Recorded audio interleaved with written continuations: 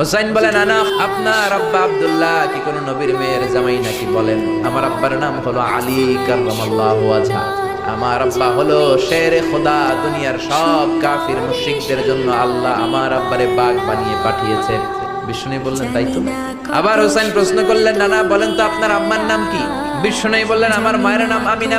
হুসাইন বলল, নানাজি জান্নাতে সর্বপ্রথম যেই মহিলাটা ঢুকবেন ওই মহিলাটা হলো আমার আম্মা জান ফাতিমা।